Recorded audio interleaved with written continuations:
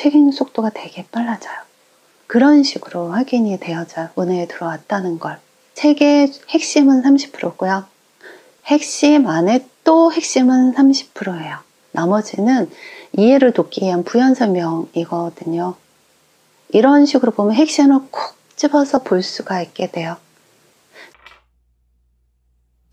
안녕하세요. 호두깎이 선생입니다. 두뇌개발 전문가로 일을 하고 있습니다.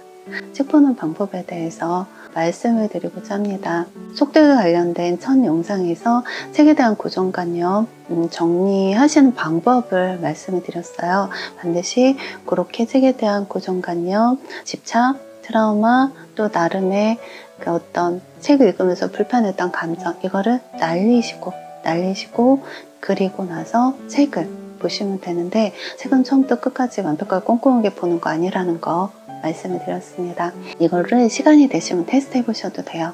한 번은 처음부터 끝까지 있는 힘을 다해서 싫은 것도 억지로 참고 한번 정독을 해보세요. 몇 날 며칠에 걸려서 정독을 딱 해보세요. 그리고 나서 머릿속에 남는 게 뭐가 있는지 뿌듯함은 남겠죠. 야, 책 힘겹게 한 권 읽어서 뿌듯해. 이거는 남겠죠. 그러면 그 안에 내용은 뭐가 남을까요? 자, 이번에는 책을 중간 발췌해서 한번 읽어보세요. 하루에 10분이건 20분이건.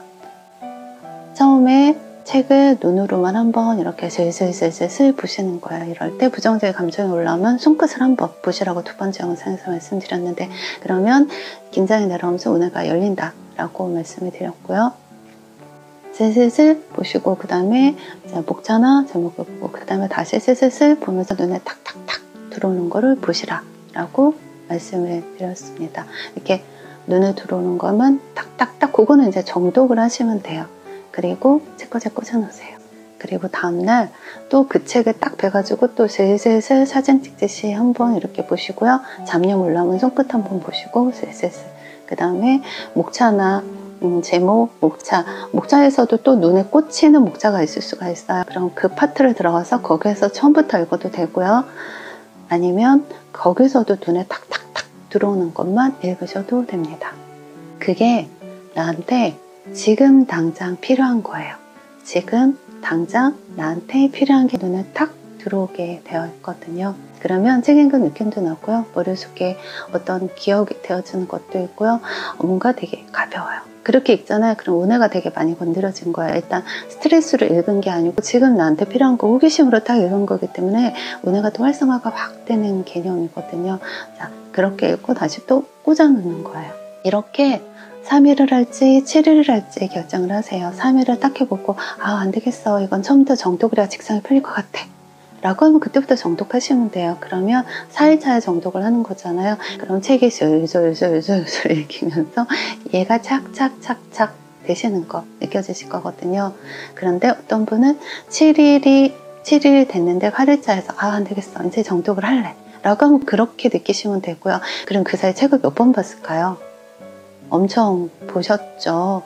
그걸 어떻게 봤다는 느낌이 어떻게 나타나냐면, 정독을 할 때 내용이 쏙쏙 들어오고요. 이해도 잘 되고 책 읽는 속도가 되게 빨라져요. 그런 식으로 확인이 되어져요. 운에 들어왔다는 걸. 그런데 그렇게 3일, 7일을 딱 봤는데 이 책에 손이 안 가는 경우가 있어요. 이제 안 봐도 될 것 같아. 굳이 그냥 안 보고 싶네. 그냥 이런 느낌이 되면 거기까지예요. 이 책에 대해선 현재는 거기까지. 이거를 생각을 하셔야 될 게 뭐냐면, 책의 핵심은 30%고요. 핵심 안에 또 핵심은 30%예요. 나머지는 이해를 돕기 위한 부연 설명이거든요. 이런 식으로 보면 핵심을 콕 집어서 볼 수가 있게 돼요. 여러 장르의 책을 한번 읽어보시는 거예요. 어려운 책들, 쉬운 책, 여러 장르의 책을. 그리고 꽂아놓고 다시 또 눈에 딱 들어오는 책을 딱 빼서 다시 한번 또 보시고, 하루에 그래서 20분이건 30분이건 그렇게 책을 보는 습관이 들여지면 다양한 지식이 운에 저장이 되거든요. 근데 그거를 어떻게 하시냐면, 어떤 일을 결정할 때, 뭔가 액션을 할 때, 그럴 때 나도 오늘 왠지 이래야 될 것 같아. 왠지 이렇게 하는 게 맞는 것 같아. 이런 식으로 알아지세요.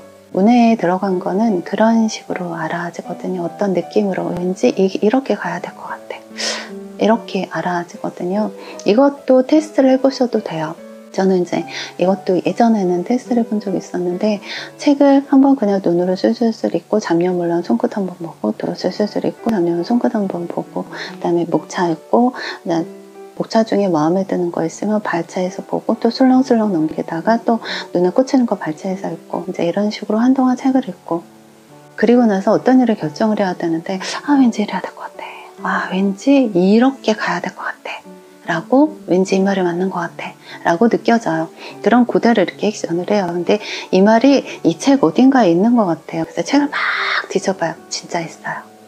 이게 운해를 쓰는 방법이거든요. 이게 운해의 능력이고, 우리가 태어나서 죽을 때까지 살아오는 경험은 잔해의 저장이 된다라고 얘기하고, 유전 정보 있잖아요. 내가 있으면 나의 엄마, 그 엄마의 엄마, 대충 누군가 있기 때문에 현재 내가 있는 건데, 그거는 운해의 저장이 된다라는 표현을 하거든요. 데이터 양으로 얘기하면 자네는 20, 30년의 데이터다. 그러면 여기는 유전 정보가 다 들어가 있기 때문에 예측이 안 되죠. 3000년, 3000년 모르는 거죠. 그래서 오늘은 잠재의식, 무의식, 잠재 능력 막 이런 얘기를 하는데, 이런 능력이 있는데 이걸 못 쓰는 이유 중에 하나는 긴장이에요. 뇌를 긴장을 시켜서 이렇게 완전히 굳어버리게 하는, 그래서 이제 뇌가 안 움직여지는 부분이거든요. 이거는 참고하시면 좋을 것 같고요. 다음 영상에서 또 뵙겠습니다. 호두깎이 선생이었습니다. 감사합니다.